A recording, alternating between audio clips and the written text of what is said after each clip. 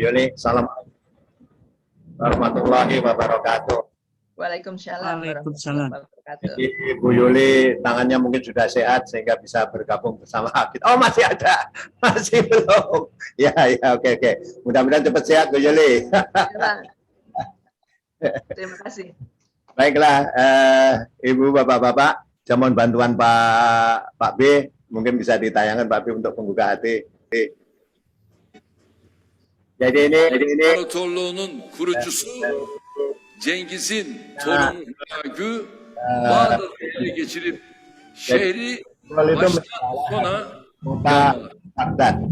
kimi kaynaklar bu yağmada 200 bin, sekitar 200.000 kaynaklar 400 bin kişinin katledildiğini söyler. mencapai 400.000 Bağdat'ın her biri asırların emeği olan camileri, sarayları, kütüphaneleri Hülagü'nün ordusu tarafından yerle bir edilir. Şehrin dışında karargahını kuran bu zalim hükümdar haber gönderir. Ve o beldenin en büyük alimiyle görüşmek istediğini söyler. Tabii hiçbir alim Hülagü'nün karşısına çıkmak için gönüllü olmaz. Sonunda Kadıhan isminde daha sakalı bile terlememiş genç bir medrese hocası bu görüşmeye gitmeye gönüllü olur. Çok ilginç. Yani bunu hassasiyetle dinlemenizi istiyorum. Derken yanına bir deve, perjalanan dia seekor kambing, seekor bir unta. de horoz alır. Hülagü'nün karargahına varır.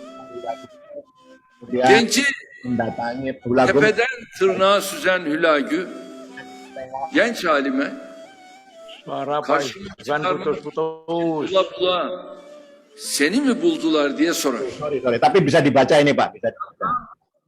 Görüşmek için Dia menjawab, iri birini istiyorsan kamu yang lebih besar, dışarıda bir deve var. Sakallı birini istiyorsan dışarıda bir keçi var. Sesi gür birini istiyorsan da dışarıda bir horoz var. İstediğini çağırtabilirsin diyor.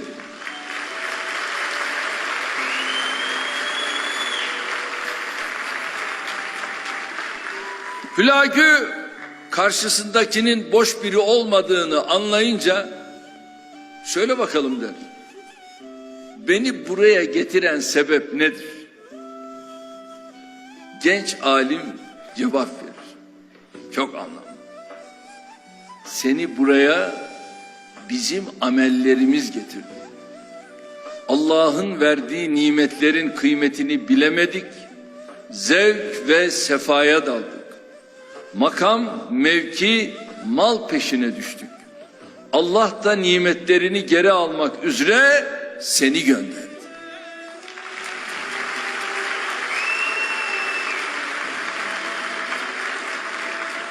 Bunun üzerine Hülagü peki beni buradan kim gönderebilir diyerek ikinci sorusunu sorar. Bu da enteresan. Kadıhan cevap verir. Özümüze döner. Bize verilen nimetlerin kıymetini bilir. Birbirimizle uğraşmaktan vazgeçersek işte o zaman sen buralarda duramazsın.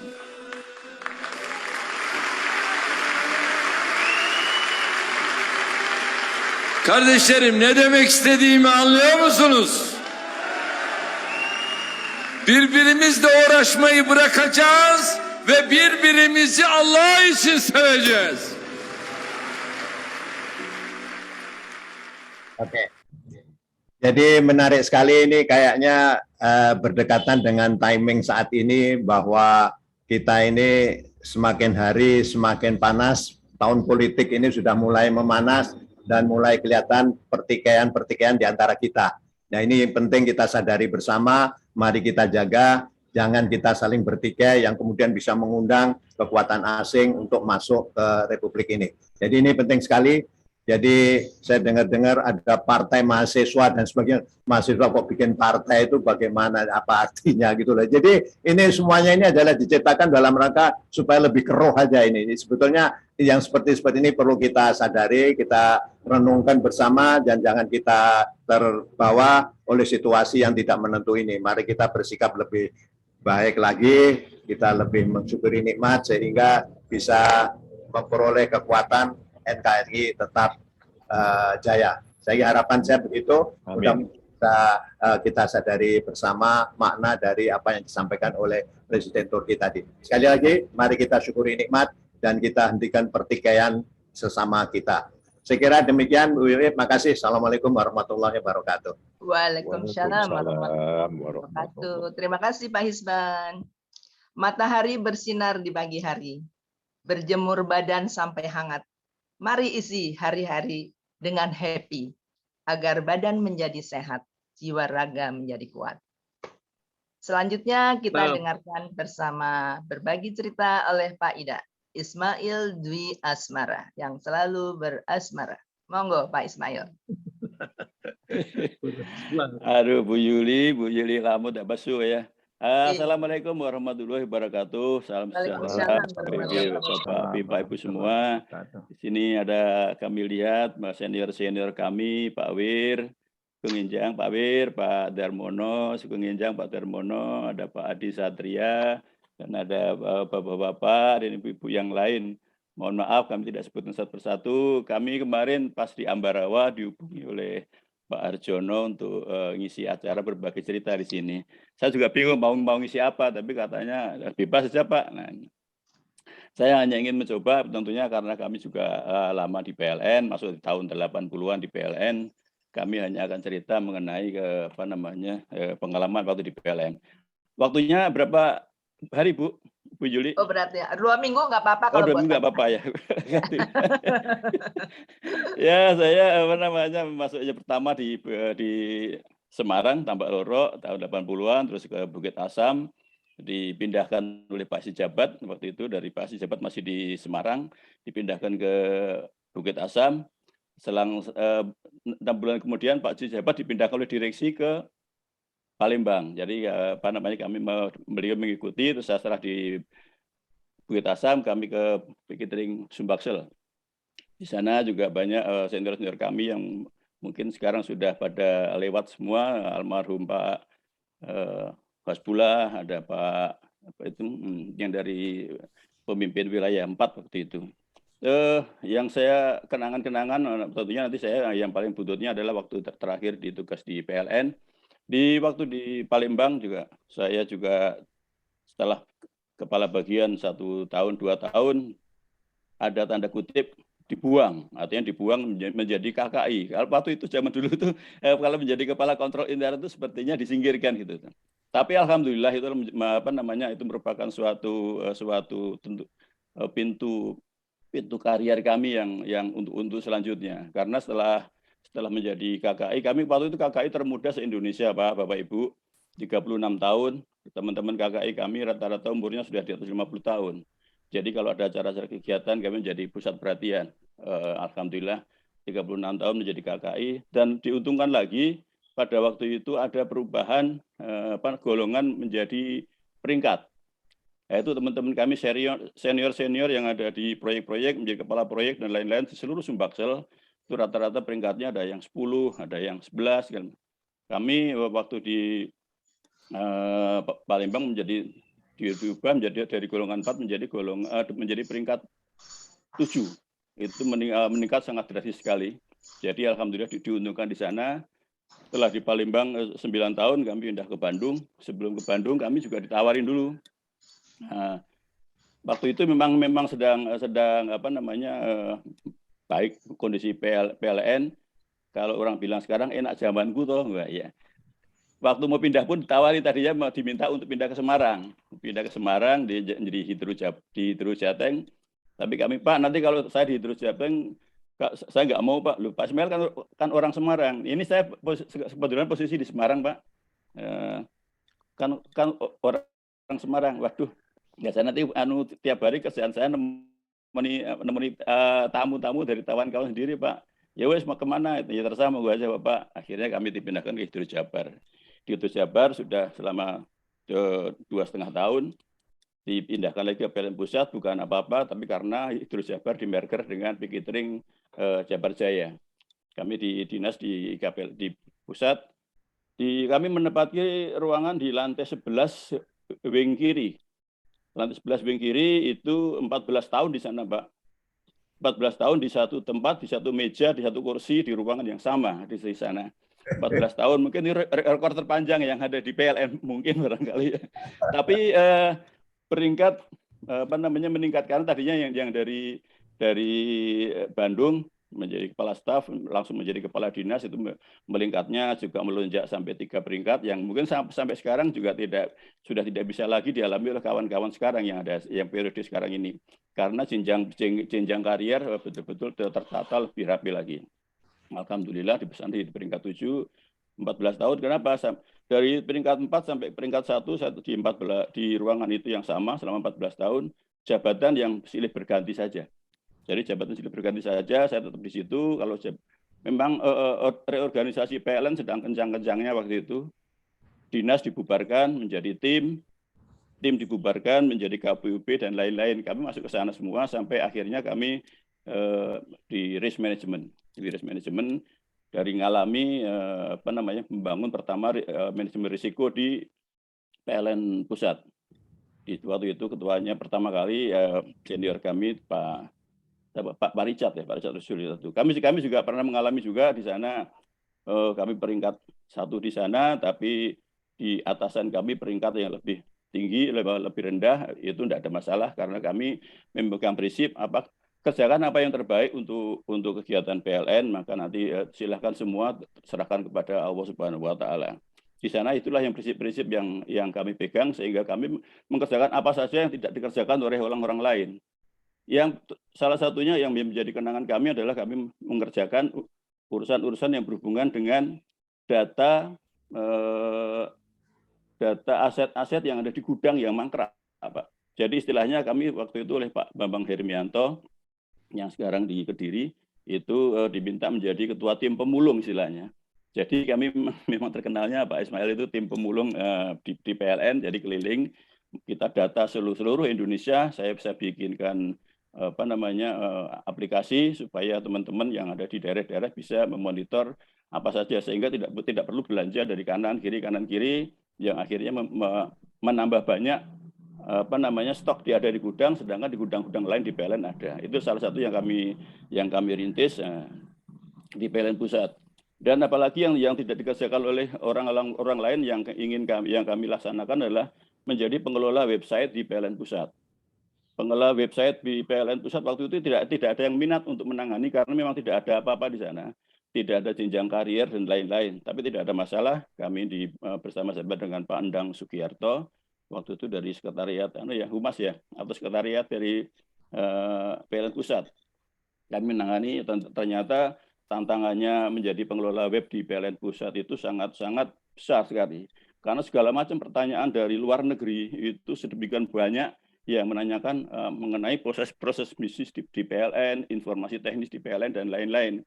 Kami sendiri kewalahan ya, karena kami ini kan background-nya sipil Pak, tapi pertanyaan kebanyakan adalah yang berhubungan dengan listrik. Alhamdulillah karena kami referensinya juga cukup banyak, jadi pernah menjadi KPUB, menjadi yang didistribusi terutama itu yang ditanyakan dari mereka itu kami bisa menjawab. Tapi kalau berhubungan dengan teknis tidak bisa sehingga sampai akhirnya masuk Pak Beni Marbun setelah beliau pindah ditarik dari Irian ya, dari Papua ditarik ke PLN Pusat itu membantu kami banyak menjadi pengelola web sehingga yang masalah-masalah yang berhubungan sangat teknis itu kami bisa dibantu. Itulah yang salah satu yang ingin kenangan yang ingin kami sampaikan bahwa apa yang tidak dikerjakan oleh orang lain tapi untuk kepentingan perusahaan lakukan dengan baik. Kerjakan yang terbaik maka selanjutnya serahkan kepada Tuhan sebagai penentu terakhir apa yang akan dikerjakan. Setelah dari PLN Pusat yang kenangan yang paling indah sebetulnya juga banyak Pak. Tentunya pada waktu pertama kali PLN membangun sistem enterprise risk IRP ya, IRP SAP di PLN itu pertama kali cikal bakalnya adalah kami salah satunya terlibat langsung di sana, membangun itu tahun 90-an sekian. Kenapa kami ditarik di sana? Karena ya memang teman-teman banyak yang teman-teman di niaga itu yang percaya kepada kami, biarpun background-nya sipil, tapi kami juga dipercaya oleh Pak Sungguh Aritonang waktu itu untuk memimpin salah satunya penilaian cabang-cabang prima, pelayanan prima se-Indonesia. Itu malah seharusnya itu yang yang menjadi lead-nya teman-teman dari niaga, tapi kami sendiri yang diberi kepercayaan untuk itu. Tapi alhamdulillah bisa berjalan dengan Suaranya nggak jelas. Hei, gimana Bu? Mic-nya nggak jelas suaranya. Oke, sebentar. Saya jelas. Di sini jelas Pak Ismail, jelas nggak apa-apa. Mungkin jelas banget. jaringan Ibu yang nggak jelas. Jelas. Oh. Kami di sini dengar jelas. Jelas sekali. Dengar jelas kok, jelas Oke, sekali ya. Pak Ida. Monggo, silakan lanjutin. Jelas. Ya, Dari maaf. Malang jelas. Sampai tadi sampai ke IRP ya, membangun SAP, kami diberi kepercayaan menjadi bisnis proses owner untuk material management. Material management jadi yang membangun sistem di dalam sana. Kita merancang sistem pengadaan, sistem IPROK, sistem cataloging dan lain-lain itu kami dibantu oleh teman-teman dari Bali, Pak Marsudi waktu itu, terus dari P3B sebagai pilot project ya. Waktu itu kan ada Bali, P3B, DKI dan PLN Pusat. Dibantu oleh Pak Marsudi, Pak Kismayati dari P3B dan Pak Indra Sabunan dari DKI dan lain-lain di sana, teman-teman di sana itu yang membangun sistem dituangkan di dalam suatu flowchart yang sangat panjang yang dipandu oleh konsultan Accenture waktu itu. Tapi semua itu yang kami pegang. Salah satu yang kami terkesan adalah kami menciptakan atau membangun cataloging untuk material transmisi dan distribusi. Jadi menurut seluruh material distribusi dan transmisi yang ada di PLN itu kami coba bangun dengan 12 digit dan lain-lain. Apakah mudah-mudahan sampai sekarang masih dipakai? Karena itu merupakan salah satu fenomenal bagi kami pribadi, orang sipil yang membuat cataloging untuk material distribusi dan transmisi di PLN. Nilainya sudah sedemikian berapa ribu, ada beberapa item yang ada di sana. Kami buatkan dalam 12 digit, bagaimana mengatur ini dari bahan apa, dari sisi transmisi yang di mana, transmisi di tower, atau di shipyard, dan lain-lain. Itulah yang salah satu yang kenang-kenangan yang paling membanggakan bagi kami untuk kontribusi kepada PLN. Mudah-mudahan ini sampai sekarang masih dipakai untuk SAP di sana. Enggak tahu saya sampai sekarang SAP apakah masih dipakai di PLN atau tidak, kami juga tidak begitu jelas. Tapi cataloging yang kami ciptakan saya dengar masih. Waktu itu ditugaskan untuk membuat cataloging untuk equipment material pembangkitan. Untuk material pembangkitan kami tidak sanggup karena material pembangkitan itu ragamnya sangat-sangat banyak sekali. Jadi sangat-sangat banyak sekali sampai orang-orang yang mengatakan bahwa seluruh produksi pembangkit baik diesel maupun PLTU yang ada di dunia itu semua ada di Indonesia. Jadi kita membeli diesel dari segala macam merek, segala macam tipe di Indonesia ada semua. Mungkin di dunia lain nggak ada, di negara lain nggak ada. Pembangkitan PLTU juga gitu semua, ada semua di sana. Jadi kami sendiri sangat kesulitan untuk membuat cataloging di bidang pembangkitan. Itulah yang sebetulnya yang kenang-kenangan yang ingin kami share di sini, bahwa do the best and let our the rest untuk karier kita. Jadi salah satu yang ingin mungkin kami pesankan lebih cocok kepada kawan-kawan yang masih aktif di sini, bahwa yang masih aktif ya, bahwa kerjakan apa yang dikerjakan oleh Anda itu sepanjang itu adalah untuk kepentingan perusahaan, kepentingan PLN, lakukan. Orang lain tidak suka melakukan, lakukan. Kalau itu memang dibutuhkan. Akhirnya dibutuhkan juga. Artinya sampai yang tadi kami sampaikan tadi untuk data-data material manajemen tadi di seluruh Indonesia itu akhirnya kita bisa saving cukup banyak waktu itu zaman untuk setiap kali penyusunan anggaran harus ada approval dari Pak Ismail katanya bilang. Wah, itu ini salah satu tim dari tim apa namanya pemulung waktu. Jadi karena ada banyak, misalnya ada stok banyak di Jawa Timur, tapi di konduktor misalnya di Jawa Timur, tapi di Sumatera mengusulkan pembelian konduktor yang sama. Nah, itu akhirnya di-match sama teman-teman dari tim anggaran. Nah, akhirnya bisa dipakai di sana. Tinggal kita hanya menambah mengeluarkan biaya untuk pengangkutan saja. Itu saja yang bisa kami sharing di sini. Mudah-mudahan itu juga menjadi kenangan dari Bapak-bapak semua, dan kami juga memoris kami untuk senior-senior kami terdahulu, Pak almarhum Pak Sijabat, almarhum Pak Hasbullah, dan lain-lain yang ada di sini. Terima kasih. Wassalamualaikum warahmatullahi wabarakatuh. Waalaikumsalam warahmatullahi wabarakatuh. Terima kasih Pak Ismail. Beliau juga termasuk tim penilai pegawai teladan PLN dengan Bu Devi ya Pak. Nih Ya. Inyong yang suka bantuin Ya. ya Pak. Alhamdulillah. Terima kasih Pak Ismail telah Terima kasih berbagi. Bu Yuli. Salam sehat semua Bapak-bapak senior-senior yang lain. Amin. Buah semangka, buah rambutan. Dinikmati di terang bulan. Terima kasih Pak Ida yang sudah berbagi cerita pengalaman selama pengabdian di PLN tercinta. Mudah-mudahan menjadi amal ibadah Bapak. Amin, amin ya. Amin. Baiklah, Bapak Ibu yang kami hormati, barangkali Pak Isban mau tanya apa itu? Oke, tanya dengan beliau, monggo. makasih Bu Yuli, makasih Pak Aida. Jadi ini Pak Ismail belum tuntas ini ceritanya ini, kira-kira kan gitu. Ini ceritanya sekitar PLN. Ada dua hal yang ingin saya tanyakan Pak, untuk lebih mempererat kita kekeluargaan kita. Pertama, riwayat keluarga Bapak ini belum diceritakan itu loh. Lahir di mana dan sebagainya. Kami ingin dengar Bapak itu dari mana, dari Trenggalek kah atau dari mana? Itu keluarganya bagaimana dan sebagainya. Ini karena kita sudah senior-senior jadi lebih jenis-jenis saja lah. Kita lebih keluarga pribadi gitu. Jadi kita, gitu ya. Wah, saya nggak tahu kalau masalah personal. Iya Pak.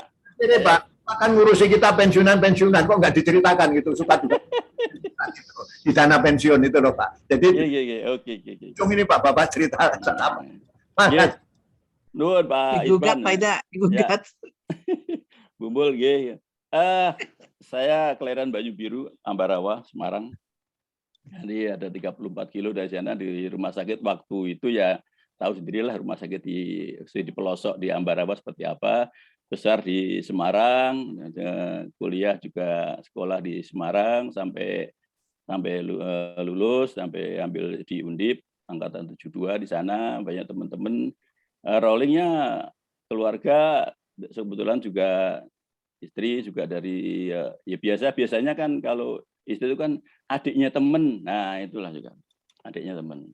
Iya Pak Isban itu adiknya temen. Terus kami sekarang alhamdulillah ada cucu sudah 4, yang terakhir ini kemarin COVID. Ini yang sangat-sangat makanya saya sebulan penuh ini sudah 1 bulan lebih kami di Semarang nungguin cucu untuk recover Pak. Cucu ini dia yang usia baru 9 bulan atau 10 bulan ya. Usia baru 10 bulan kena COVID campur DB. Dia yang paling parah itu D-dimer dia yang sering ditulis oleh para pakar itu D-dimer sampai mencapai 6.200 dari normal skala 500. Jadi dia anak ini mengalami sampai 12 kali lipat dari batas normal. Sampai terus HB turun sampai 17.000 yang seharusnya sampai 150.000. Jadi di ICU dia ada cukup lama sampai 8 hari 4. Kami betul-betul blank, betul-betul sudah hopeless lah, hopeless. Alhamdulillah sekarang sudah pulih. Pada waktu pulang sempat saya tes matanya itu dia tidak ada sama sekali, tidak ada gerak. Saya kasih senter segala macam tidak ada gerak. Sehingga saya harus bawa ke spesialis mata yang ada di Semarang. Jadi di Candi Eye Center yang di dekatnya Pamularsi sana. Di sana diminta untuk tes untuk tes kepekaan pupil mata yang ada. Pak Mas Ismail waktu kan ada kenalan dokter di sana. Ini kondisi mata bagus semua, fisik bagus semua, tapi tidak ada respon. Jadi tolong bisa dicek untuk refleks di Rumah Sakit Dr. Kayati. Sampai saat kami dibawa, sama sekali itu refleksnya 0. Artinya tidak ada sama sekali gerakan, biarpun dites pakai dimmer segala macam itu tidak ada. Di vonis ada ada impairment gangguan suplai oksigen waktu itu ke otak, karena dia sampai harus mengalami disuntik cairan untuk pencair darah itu juga cukup banyak, jadi cukup dengan dosis yang cukup besar, sehingga gitu. Di vonis seperti itu kami sudah hopeless juga ini. Tapi akhirnya alhamdulillah setelah diberi vitamin, kami ternyata itu hanya sampingan daripada obat-obat keras yang masuk ke tubuhnya. Dia sampai sekarang alhamdulillah sudah bisa pulih kembali. Jadi sudah pulih kembali alhamdulillah. Jadi sudah pandangan normal semua, tinggal recover aja. Mungkin pertumbuhannya agak terlambat 1-2 bulan itu ya karena memang selama 8 hari full itu di ICU, enggak goyang. Semua segala macam infus ada di sana.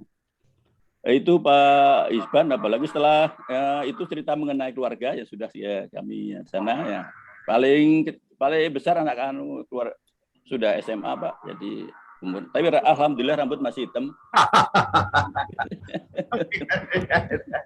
Setelah sebelum saya pensiun di PLN, karena tadi saya prinsipnya kerjakan apa yang terbaik bagi perusahaan dan do the best. Let Allah the rest. Saya ditelepon oleh Pak Dir SDM waktu itu Pak Supriyadi, Pak ikut manajemen pensiun. Siapa? Saya ikut aja khusus manajemen pengelolaan dana pensiun di sana. Kita lulus juga. Akhirnya kami alhamdulillah diberi kepercayaan untuk 1 periode di dana pensiun PLN, menambah pengalaman kami bagaimana mengelola dana pensiun. Swear, Pak, kami tahu persis mengenai dana pensiun yang kami sampaikan ini setelah kami pensiun. Jadi kebanyakan pada waktu masih aktif kami tidak begitu care. Itu hampir dikatakan seluruh karyawan itu kalau ditanya dana pensiun nggak akan ada yang tahu. Tapi setelah pensiun menerima penghasilan remunerasi yang 1/9 daripada take home pay yang selama ini mereka nikmati, baru kaget. Karena memang sistem pengelolaan dana pensiunnya kita adalah PPMK yang manfaat pasti yang menjadi PPMP ya, pensiun manfaat pasti, sehingga sampai sekarang kayak apa ngedetnya itu kami bilang gitu. Kita mau naik MP sudah setengah mati. Karena MP itu tergantung sama sekali dengan rasio kecukupan dana. Rasio kecukupan dana di dana pensiun kalau kita melihat laporan keuangan yang audited tahun 2020 yang ada di web itu kita sudah gede-gede aja Pak, karena tinggal 82%. Kalau mau PLN kewajiban PLN untuk menyuntik dana itu dibutuhkan sekian triliun. Nah, waktu zamannya eranya Pak Sofian Basir, waktu dirutnya beliau arahnya memang ke sana, prinsip ke sana, tapi karena itu semua kehendak Allah, Pak Sofian Basir diganti. Nah sekarang itu ngambang lagi. Jadi sampai sekarang kan kalau kita teman-teman teriak-teriak MP naik segala macam, kami sendiri sekarang diberi kepercayaan untuk menjadi ketua IKPLN daerah Jawa Barat.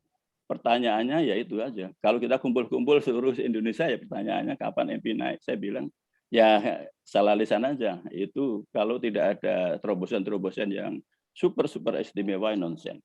Itu friendly speaking aja. Jadi kalau kita ngomong-ngomong harus sama dengan dibandingkan dengan PNS dan lain-lain, ya jauh lah, karena PNS sendiri aturan mainnya mengenai dana pensiun juga berbeda-beda. Jadi kami sekarang mengelola diberi kepercayaan di KPLN daerah Jawa Barat dengan cabangnya sampai 21 cabang dari ujung Bekasi, Depok sampai ke Tasikmalaya, Garut dan lain-lain. Anggota kami 6.300. Tahun kemarin pada waktu pandemi yang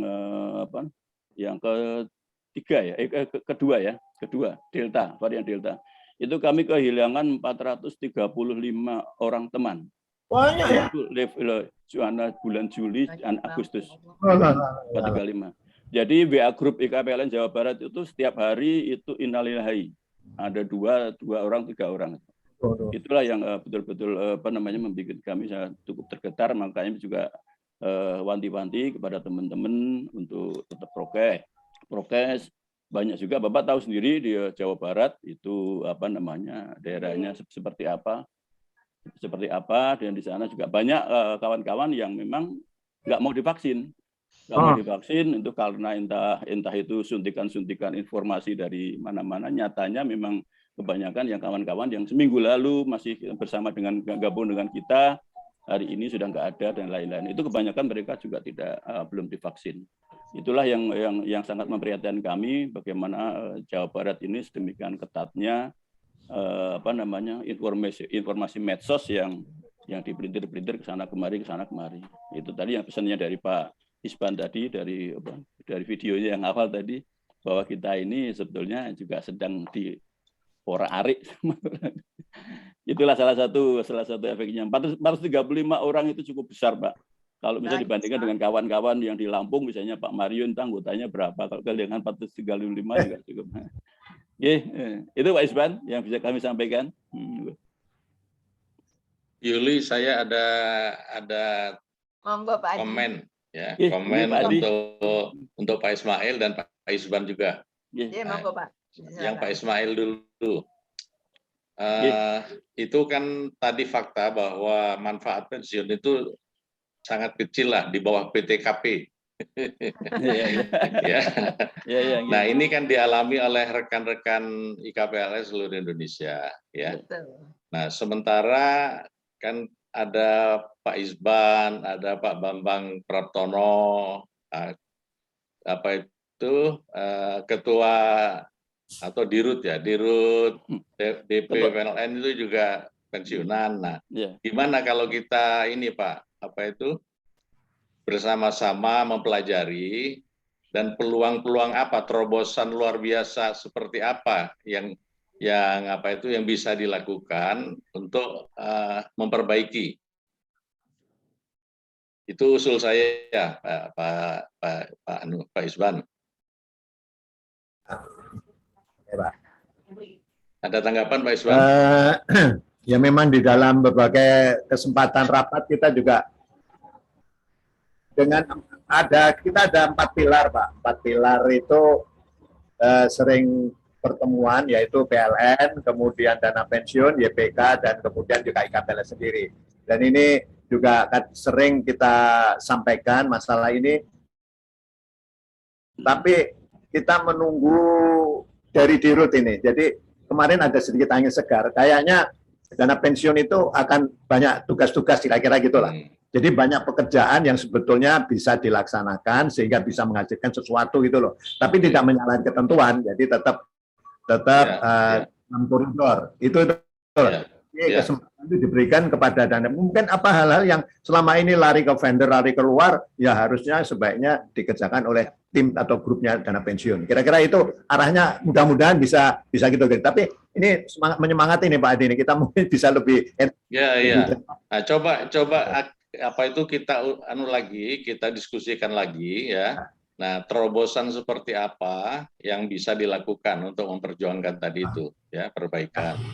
Nah, kalau perlu Pak pelajari itu bagaimana ASN bisa lebih tinggi dari PLN. Nah, peraturan apa yang mendukung untuk hal itu. Nah, kenapa itu tidak bisa dilakukan PLN. Nah, analisa seperti itu perlu Pak, karena terobosan-terobosan itu kan perlu dilakukan berdasarkan regulasi ya, peraturan yang ada. Nah, jadi mungkin dilihat secara lebih tajam, lebih kritis. Itu satu ya. Nah, Pak, sekitar masukan aja, Pak. Ya. Dari dana pensiun bank itu juga peraturannya beda, Pak, dengan kita. Dia otomatis setiap tahun naik 2 atau 3% itu sudah dengan inflasi. Jadi sudah ngikut. Jadi nggak usah berdebat macam-macam. Sudah di peraturannya itu, di undang-undangnya. Ya. Sesuai dengan makanya kita lihatlah kita lihat berbagai apakah BUMN termasuk juga ASN kita pelajari semua. Nah, apa yang bisa kita lakukan untuk memperbaiki manfaat pensiun dari pensiunan PLN gitu, Pak. Itu usul saya, Pak Ismail. Mungkin Pak Ismail bisa nambah, Pak Ismail. Terima kasih nih Pak Adi ya, Pak. Memang pada dasarnya pengelolaan dana pensiun itu ada dua mode yang dipakai, yaitu satu mengenai yang namanya PPIP. PPIP itu iuran pasti, dan ada lagi yang PPMP yang dibentuk oleh PLN, manfaat pasti. Manfaatnya pasti sekian dari hasil pengelolaan ini. Kalau iuran pasti itu tergantung dia iurannya seberapa banyak dia yang mengiur, nanti hasilnya yang akan mereka petik. Kalau PLN itu kalau nggak salah kita kan hanya sekian persen dari gaji dasar kita. Sekian persen itu pun sharing PLN berapa. Ini ada Bu Yanti nanti di sini, saya lihat nanti Bu Yanti mungkin juga bisa menjelaskan yang lebih rinci lagi. Iuran pastinya berapa,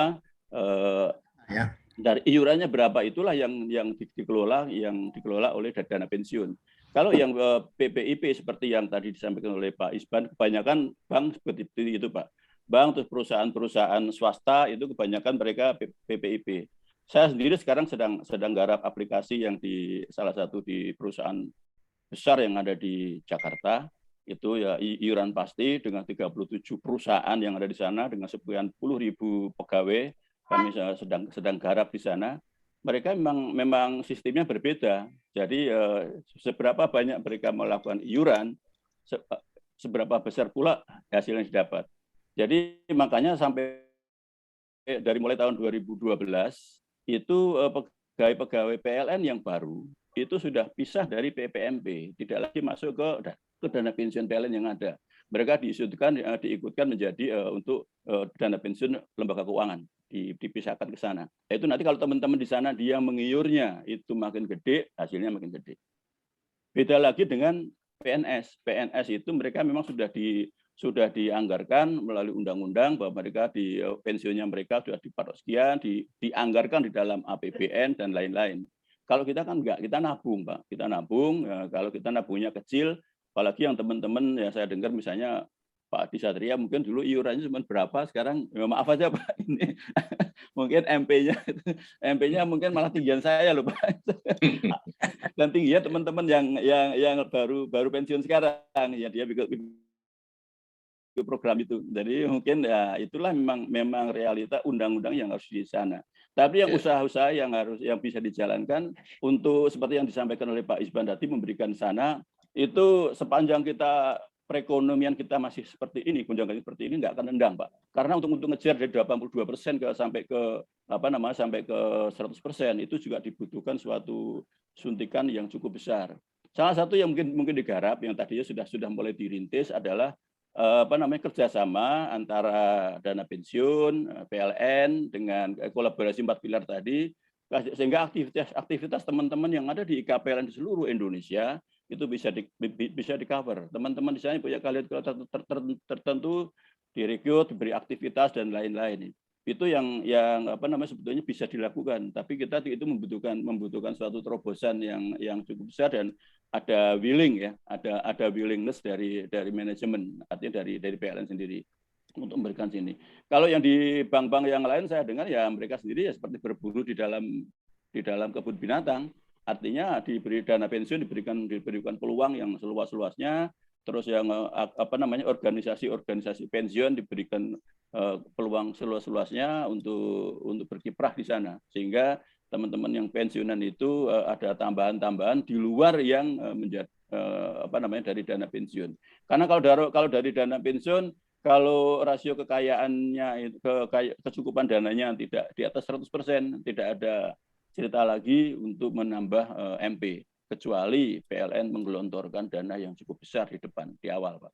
Ya. Ya mungkin Bu Yanti mau bisa menambahkan, monggo Bu Yanti. Ya, makanya begini, kita harus memisah dua isu ya. Yang sudah kadung cili, ya. Nah, yang sudah kadung terima kecil itu gimana? Nah, terus kalau yang ke depan lebih mudah, gitu. Kalau yang ke depan lebih mudah. Jadi isunya harus dipisah, Pak Isban. Dipisahkan antara yang sudah lampau sama yang kalau yang ke depan lebih mudah. Yang sudah lampau ini gimana menyiasatinya? Ya, solusinya beda itu. Ya, terima kasih. Mohon izin kalau diperkenankan menambah. Silakan Pak Dono. Ya. apa yang dikatakan Bapak-bapak bertiga itu betul ya. Saya kebetulan selama 2 periode jadi Ketua IKPLN PJB selalu mencari apa ini penyebabnya, seperti persis yang dikatakan Pak Adi Satria. Kalau dibanding dengan ASN, kebetulan istri saya ASN. Dulu penerimaan MP pertama kali, saya lebih besar daripada istri saya. Tapi terakhir mulai sekitar tahun 2015 lah. Itu sudah mulai kesalip. Karena apa? Persis seperti dikatakan Pak Ida. Karena itu APBN. Dan setiap tanggal 16 Agustus Presiden selalu pidato. Dia membuat RAPBN tahun depan, gaji ASN, Polri, TNI, AD akan naik. Keplok semua kan di depan DPR. Karena DPR pun ikut naik juga. Nah, itu setiap tahun naik. Kita 3-4 tahun baru naik, itu pun persentasinya kecil. Tapi memang nggak akan mungkin MP kita naik, karena iuran kita memang kecil. Bahkan dulu saya masih ingat waktu gaji pokok, mungkin nanti Bu Yanti bisa sampaikan, itu hanya sekian persen gaji pokok loh, bukan gaji dasar. Sangat-sangat kecil. Nah, apa yang dikatakan Pak Adi Satria, dipilah jadi 2. Yang sudah kadung kecil ini gimana? Saya cerita sedikit aja. Saya terus mau pensiun, kan penghasilan saya makin besar, otomatis rumah diperbesar, beli ini, beli mobil dan sebagainya. Begitu pensiun, itu nanti kalau kita nggak punya investasi, nggak punya celengan, istilahnya mantap ya Pak Ida. Mangan tabungan tapi mantap. Itu 20 tahun habis kalau kita nggak punya investasi. Salah satu investasi pasti anak yang soleh atau solekah. Tapi kalau enggak, justru anak itu ngerogoti, habis sudah. Dan itu ceritanya di PJB banyak sekali yang kayak begitu. Nah, yang paling penting adalah kita lupa bahwa jasa uang pesangon itu besar, Pak. Besar. Jauh saya dari ngurus ASN. taspen istri saya, itu hanya 25 juta. Pengalaman kerja 30 tahun. Saya, ya boleh dikatakan lah, hampir 1 M waktu itu ya. Saya Lebih. Ya, mungkin lebih ya. Nah, yang paling penting sekarang adalah bagaimana memanfaatkan uang jasa pesangon. Jangan terlalu emosional dan sebagainya. Bagi yang akan datang ya. Nah, yang sudah ya perlu kita pikirkan. Salah satunya seperti yang di bank tadi bagus. Mohon maaf, saya menengok ke Indonesia Power. Luar biasa. Bukan MP-nya ditambah, tetapi peluang kerja untuk anak-anak perusahaan baik itu yayasan maupun yayasannya Indonesia Power maupun koperasi itu luar biasa dan semua didukung mulai mohon maaf kalau saya salah, mulai dirut pertama sampai dirut sekarang. Kenapa? Karena memang direksi dirutnya tinggalnya di Jakarta. Perhatiannya terhadap Indonesia Power ini bukan saya membedakan dengan PJB ya. PJB itu boleh dikatakan direksi dirutnya banyak yang di Surabaya, jadi nggak terlalu terpikir. Semua aktivitas IKPLN dibiayai oleh Yayasan Indonesia Power. Ada pertemuan, setiap hadir anggota itu diberikan uang transport yang cukup ya. Tapi kalau kebetulan saudara kembarnya PJB enggak. Jadi maksud saya memang harus ada pemikiran dari direksi seperti yang Pak Adi Satria tadi. Kita membicarakan bersama bagaimana tadi dipilah jadi 2, yang sudah kadung cilik ini gimana. Ya saya sendiri terus terang ya Pak Adi, Pak Isban, dengan MP 2,2 saya tuh tiap bulan mengeluarkan kira-kira 4 juta. Itu hanya bayar PBB, bayar pajak mobil, bayar air. Kalau saya nggak punya tabungan, tidak ikut golf ya Pak? Ya, belum golf. Itu nanti rumah itu akan kita perkecil, listrik kita perkecil. Ikut golf Pak? Ya, jadi ini kondisi ya, kalau apalagi saya melihat mantan-mantan PLTA yang di PLTA Mendalan Siman yang tahun yang dia ikut, kebetulan dia pensiunnya ikut distribusi Pak Adi Satria, bukan ikut PJB, tetapi dia sehari-harinya ngobrolnya dengan teman-teman pembangkit ya di Mendalan Siman itu. Hubungan dengan distribusi boleh dikatakan karena itu kebijakan dari dana pensiun masuk ke distribusi. Nah, itu juga jadi permasalahan. Mereka banyak sekali yang kasihan ya. Ini juga perlu dipikirkan. Mungkin itu saja ya tambahannya. Terima kasih Pak. Ini tadi saya terkritik soalnya. Matur nuwun. Monggo, barangkali Bu Yanti mau nambahin. Oke, bismillahirrahmanirrahim. Assalamualaikum warahmatullahi wabarakatuh. Saya cuma menambahkan sedikit.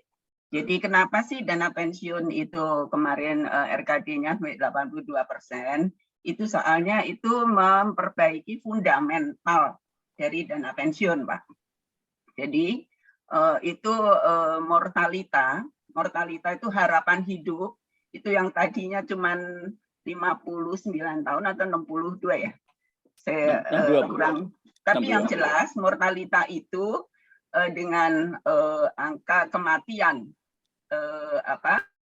sekian itu, padahal kita tuh kan banyak yang panjang umur ya, jadi banyak actuarial loss. Jadi simpanannya itu terkikis karena ternyata orang-orangnya itu masih hidup. Karena LTK itu, Bu. Tapi corona musibah ya Pak Mail. Iya. Jadi itu diperbaiki Pak. Jadi angka harapan hidup kita itu ditambah. Jadi masih dengan annual mortality apa itu saya lupa, tapi yang jelas kita tuh masih jauh dari Pertamina maupun Telkom. Mereka tuh pakai GAM, Pak. Tabel mortalitanya tuh harapan hidupnya tuh sampai 100 tahun. Jadi mereka fundamen untuk ini pengumpulan dananya pun juga besar. Dan selain tabel mortalita juga ada perbaikan bunga teknis. Jadi beruntun itu setelah waktu Pak Sofyan Basir itu diperbaiki mortalita, kemudian tahun berikutnya itu bunga teknis. Bunga teknis itu kaitannya sama ROI ya, rate of return, rate of investment. Oke. Nah, jadi itulah yang menjadi tanggung jawab pemberi kerja sebetulnya ya PLN lah yang mesti mengucurkan dana untuk itu, karena kita dana pensiunnya kan DPPK, dana pensiun pemberi kerja. Jadi apapun yang dialami oleh dana pensiunnya pemberi kerja itulah mesti mengucurkan dana, gitu Pak. Nah, masalah tadi kenapa kecil? Itu kan waktu itu kan saya cerita sedikit mengenai gaji pokok Pak. Dulu kita kan masih ESDM ya. Pertambangan apapun kan ke sana, gaji juga ke sana. Nah, itu kan sulit sekali untuk menaikkan gaji pokok. Makanya ditempuh direksi waktu itu memberikan pesangon. Nah, pesangon inilah yang diharapkan untuk kompensasi perbaikan gaji pokok tadi. Jadi diharapkan memang tadi Pak Harjono benar. Jadi pesangon ini luar biasa Pak. Itu dapat orang-orang BRI malah ngiri dengan PLN. Wah, PLN ternyata ngasih pesangon. Udah gitu kesehatannya full ditanggung. Kalau BRI kan enggak Pak. Mereka asuransi Pak kesehatannya dan enggak ada pesangon. Jadi kita sebetulnya tidak jelek-jelek amat. Jadi kita tuh masih sangat bersyukur dengan yang kita terima saat ini Pak. Jadi itu mungkin tambahan saya sementara Pak. Oke, terima kasih Bu Yanti. Saya juga ingin menambahkan kepada Bapak-Bapak pengurus IKPLN daerah. Ini kan setiap bulan sekarang kita kan ada model dari HDC PLN Pusat untuk ada pelepasan purnakarya ya. Purnakarya itu setiap bulan, setiap akhir bulan selalu kami diundang untuk menerima para anggota baru, pensiunan baru dari GM setempat. Itu pada kesempatan itulah yang sebetulnya selalu kami tekankan bahwa hati-hati dalam mengelola uang pesangon, karena begitu uang pesangon diterima biasanya itu gangguannya dari kiri, kanan, depan, belakang, atas, bawah. Itu ada saja yang minta menawarkan ini, menawarkan itu dan lain-lain. Yang buntut-buntutnya banyak kejadian teman-teman yang senior-senior kami itu dulu peringkatnya sangat tinggi, tapi ya ngedar kenceleng juga karena tadi loss tadi di jalan ada yang salah investasi dan lain-lain karena tidak siap. Memang sayang sekali kalau sekarang ini yang namanya pembekalan pensiun dari teman-teman yang mau pensiun itu malah ditukar, di-switch dengan untuk biaya-biaya apa namanya itu kegiatan umroh kemana dan keagamaan ya dan lain-lain itu. Kalau dulu kan betul-betul diarahkan, kita diberikan pembekalan betul-betul ini mengelola uang bagaimana dan lain-lain. Tapi sekarang begitu dilepas untuk diberikan pembekalan dalam bentuk umroh, ya sudah. Setelah itu kita sendiri yang memang tidak siap, yang selama sekian puluh tahun menjadi amtenar di PLN terus dilepas untuk menjadi entrepreneur ya enggak lah, jauh itu akan jauh. Itu yang selalu kami tekankan setiap bulan kalau ada pelepasan atau serah terima purna karya yang baru yang kami tekankan di sana. Saya tambahkan sedikit lagi, Pak. Mungkin kalau kita tadi RKD-nya kan berapa tahun ya, Pak, dari 2017 ya kenaikan terakhir ya. Nah, itu untuk diketahui yang namanya Telkom itu defisit itu sampai 9-10 tahun, Pak. Karena tadi nutup perbaikan mortalita. Dan mohon diketahui kalau di Telkom itu pensiunannya itu di klaster, Pak. Jadi ada 4 klaster. Jadi ada yang pensiunnya 500.000 ya, seumur hidup ya tetap segitu. Karena mereka sudah menganut udah di New York Exchange ya. Jadi mereka nggak bisa seenaknya untuk mengeluarkan uang untuk pensiunan gitu, Pak. Jadi we are not bad lah. Gitu, Pak. Betul. Asal ngelola tadi. Itu makanya itu Pak pembekalan keuangan tadi yang perlu sekali untuk kita itu. Dan kita tuh udah terbelenggu dengan hiperrealita yang kemarin diceritakan Pak Isban. Jadi terlalu banyak gengsi, banyak branded gitu ya. Gitu. Oke, jadi Pak Isban mungkin perlu duduk bersama lagi mencari solusi yang masih mungkin dilakukan. Nah, betul, terus Pak. Ya, betul.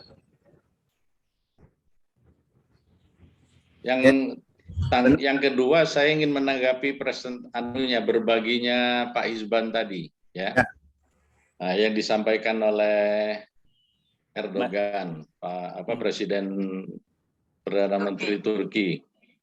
Nah, Turki adalah satu-satunya negara ya di Balkan, daerah Balkan, negara-negara di sekitar Laut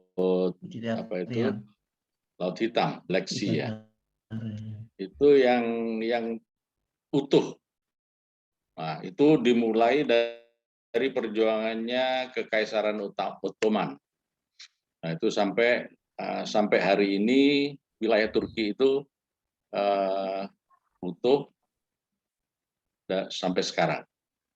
Nah, sementara negara-negara di sekitar Black Sea, ya, Laut Hitam, itu terpecah-pecah itu. Ya, makanya ada istilah secara geopolitik itu disebut balkanisasi. Ya. Nah, itu sengaja dipecah-pecah oleh negara-negara kuat ya, supaya menjadi negara-negara kecil yang tidak punya kekuatan untuk ini ya, untuk bersatu. Nah, seperti Ukraina segala macam ya. Nah, itu kan banyak itu. Itu pekerjaan negara-negara kuat pada masa itu yang sengaja memecah melalui apa yang dikenal secara geopolitik disebut balkanisasi. Ya. Nah, itu yang terjadi di sana. Nah, kalau kita lihat negara kita Indonesia, itu Indonesia juga lebih rawan malah ya. Karena apa? Negaranya besar, luas dan terdiri dari pulau-pulau. Ya. Nah, ya. Indonesia ini rawan terhadap upaya-upaya memecah-mecah ya.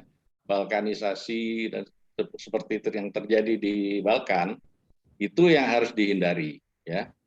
Nah, sekarang kan sudah mulai bermunculan itu di Papua, di di mana ya. Terus ada sel-sel teroris, NII segala macam itu. Nah, itu yang harus diwaspadai. Untung TNI kita sigap mengantisipasi itu. Tapi di balik semua itu kesadaran masyarakat, rakyat itu juga perlu ditingkatkan seperti Pak Isban tadi ini ya sampaikan. Nah, salah satu upaya yang mungkin banyak di antara kita yang belum tahu itu mengapa kita pindah ibu kota. Ya. Nah, itu adalah strategi untuk menyatukan Nusantara. Ya, jadi bukan semuanya terpusat di Jawa, tapi ditaruh di tengah di Kalimantan supaya suasana batin dari masyarakat di Indonesia itu merasa bersatu. Tapi itu proses panjang yang tidak saja secara fisik harus dilakukan, tetapi juga pembinaan masyarakat ya, persatuan dan kesatuan bangsa ini harus terus menerus ya, terutama yang mudah dipengaruhi itu generasi muda ya, karena generasi muda kan cepat ini ya, cepat percaya, cepat ini, terus bergeraknya militan. Nah, itu yang harus diwaspadai ya. Kalau kita paling lingkupnya kan di lingkungan masyarakat, keluarga gitu kan. Nah, tapi yang lebih luas lagi tentunya kita berharap negara bisa hadir berperan untuk itu. Makanya selalu dikampanyekan wawasan Nusantara ya, bahkan kerukunan beragama pun itu digaungkan dengan sangat intens. Kira-kira itu tambahan saya Pak Isban. Terima kasih. Terima kasih Pak Ade. Mungkin Selasa nanti akan saya penggugatinya masalah ini Pak, medsos ini. Saya sudah betulkan nanti kita lombang-ambingkan di situ aja. Kalau kita nggak bikin nggak mudah sekali termakan itu. Betul. Oke, terima kasih Pak Ade, terima kasih Pak Ida. Moga Bu Yuli. Turu. Bu Yuli malah check out. Nggak ada tapi Bu Yulinya nggak ada nih. Nah, itu ada berbangun ya. Masih ada. Masih Bu Yuli. Iya, terima kasih Pak Dea pengalamannya, ceritanya. Bapak kasih puisi dong. Kasih pantun dong. Pantun Pak. Pantun apa? Pantun Ria. Waduh. Buah duku, buah rambutan. Itulah nama buah-buahan. Ya udah. Inyonge. Salam hormat buat Ibu Inyonge ya. Ya, matur nuwun. Matur sembah nuwun. Siapa lagi yang akan berpantun Riyad, Bapak Ibu, atau masih ada yang bertanya kepada Pak Ismail, monggo. Ya, Bapak Ibu. Halo. Pak Pri, apa kabar? Pak Supriyanto. Sama-sama di Semarang, Pak. Ini menguasai daerah DIY dan Jawa Tengah dan DIY. Saya Bu Yuli. Ya, monggo Bu Dewi. Monggo Bu Dewi. Sebentar. Yeah. Pak Ismail ya, Pak Ida ya. Pak Idanya mana? Pak Idanya jangan dibuang loh. Saya mau nanya. Ada Bu Dewi. Pak Ida apa kabar? Bu, tolong Pak Ida. Alhamdulillah. Jangan kok orang buri ono layar bareng. Loh, supaya nggak mantul. Ini kan di luar, di teras, di dalam rumah. Enggak, saya tentang masalah tadi bagaimana memikirkan yang sudah ada. Kalau yang generasi berikutnya yang sudah bukan menjadi peserta dana pensiun PLN, itu kan sudah dalam tanda petik di sini manajemen sudah mulai terbuka lah pikirannya bahwa itulah yang akan terjadi. Jadi memang akar permasalahannya di awal ini pada waktu manajemennya walaupun sudah lewat tapi perlu kita mengerti ya. Yang memutuskan besaran iuran dasar pensiun tadi itu. Jadi tidak memikirkan bahwa yang akan diperoleh ya sesuai dengan iuran pensiun itu, iuran peserta. Kelihatannya waktu itu mengacu kepada PNS. Padahal PNS sistemnya nggak kayak kita, Kak. PNS semuanya adalah APBN. Jadi besaran prosentase iuran peserta maupun yang dilakukan oleh manajemen PNS zaman waktu mendirikan dana pensiun itu sama dengan iuran peserta, jadi potongan iuran pensiunnya pegawai negeri. Nah, itulah yang akhirnya kita dapat pada waktu kita pensiun. Padahal sebenarnya untuk pensiunan PLN itu ada kok, ya seperti tadi disampaikan, besaran yang sangat besar tadi, pesangon tadi, uang pelepasan pensiun. Cuma karena dari awal tidak ada pemahaman yang matang mengenai bagaimana ke depan, ya sudah terjadilah gitu. Yang generasi baru sudah bisa diantisipasi dengan memberikan suatu penjelasan atau ya pengertian lah bahwa nanti kalau pensiun itu akan terima seperti ini. Nah, sekarang masalahnya adalah bagaimana yang dipermasalahkan adalah bagaimana yang sudah terlanjur gitu kan, kita ini gitu. Agak sulit gitu. Dan tadi juga sudah disampaikan oleh Pak Ismail, agak sulit bagi dana pensiun dengan upaya apapun untuk bisa dalam tanda petik menyejahterakan sampai ke level yang sangat tinggi. Kecuali memang pendirinya itu kondisinya sangat kuat, ya baru bisa. Jadi kemungkinan itu untuk bisa menaikkan itu agak masih jangka panjang ya, gitu. Kalaupun naik mungkin besarannya Pak Ismail juga bisa tahu paling tambahnya 100.000 tiap bulan. Karena tiap 100.000 kan Dapen harus ngeluarin sekian ratus miliar. 400-an miliar. Iya. Di depan. Sampai mereka meninggal kan. Jadi yang mungkin bisa adalah ya ini apa namanya kayak sweetener sesaat gitu. Bisa mungkin waktu lebaran, anak sekolah atau ulang tahun PLN ya. Paling enggak ada sedikitlah pelipur lara bagi para pensiunan. Itu sumbang saran saya. Untuk mengejar MP ya walaupun kemarin kami kalau nggak disuarakan nanti KPLN nggak peduli sama anggota gitu kan. Jadi kami suarakan bahwa karena semua WA selalu bilang ini MP-nya nggak diperjuangkan, padahal kita selalu memperjuangkan. Tapi kan memang kita nggak bisa menutup mata dengan kenyataan bahwa kemampuan dana pensiun untuk menaikkan manfaat pensiun tiap 100.000 saja itu luar biasa besarnya. Jadi walaupun kita suarakan, tapi kita juga menyadari lah. Mungkin kalaupun naik itu tidak terlalu besar, tapi karena bagi dana pensiun sangat berat, akan terbantu kalau misalnya PLN selaku pendiri ya kondisi keuangannya atau kemauan dari PLN satunya untuk bisa menggelontorkan dana tambahan iuran pendiri itu akan bisa mungkin. Jadi mungkin yang paling realistis itu yang bisa diusulkan oleh KPLN untuk para pensiunan yang sudah terlanjur mempunyai MP kecil walaupun dulu udah dapat pesangon besar adalah yaitu meminta agar diberikan semacam sweetener secara periodik. Jadi periodik bisa lebaran, bisa ulang tahun PLN, bisa event apapun lagi. Ya besarannya tergantung kemampuan PLN. Itu mungkin saran saya. Ada lagi Bu Dewi yang pernah kami usulkan dari Jawa Barat untuk IKPLN pusat tidak menambah MP tapi mengurangi pengeluaran, Bu. Yaitu salah satunya dengan reduksi tarif listrik bagi pegawai PLN sama pensiunan. Ya, itu masalahnya adalah tarif listrik itu TDL itu kan memang bukan pemerintah, PLN. Pak. Itu domainnya pemerintah. Yaitu tadilah kalau PLN boleh menetapkan tarif, dia harusnya bisa menghitung harga pokoknya berapa, dia tarifnya segede, untuk pensiunnya dikasih potongan seperti itu. Tapi faktanya kan nggak bisa.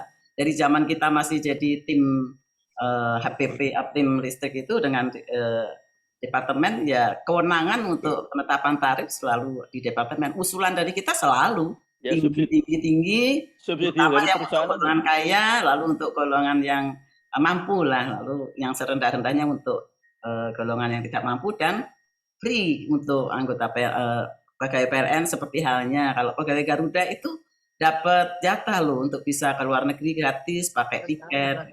Tapi ini tidak berlaku untuk PLN ya karena itu tadi. Garuda nggak ada penetapan tarifnya dari pemerintah, nggak ada. Mungkin lebih baik nanti dibikin tim sendiri Bu di IKPLN bahas ini Bu. Oke Bu, itu Bu jawab Pak Ismail lah Bu. Ngurangi reduksi tadi saya jawab. Reduksi listrik saya coba. Nah, kalau tiket pesawat, tiket kereta aja bisa direduksi 25% ya lumayan. Kalau tadinya bukan reduksi ansih ya, tapi PLN memberikan subsidi untuk para pensiunan PLN. Jadi tarif tetap aja tarif, tapi subsidinya yang datang dari panjang nanti kita diskusikan panjang. Karena kalau reduksi pesawat sama kereta api kan berlaku semua umur 65. Nanti ada eksklusivitasnya pegawai PLN di demo lagi kita. Monggo Bu Yanti, terima kasih. Jadi saya kira tim saja nanti bahas monggo. Yeah. Lanjut Pak Yuli. Ya. Silakan saya kembalikan Pak Yuli. Matur nuwun Bapak Ibu, sharingnya bagus sekali. Mudah-mudahan PLN semakin sejahtera.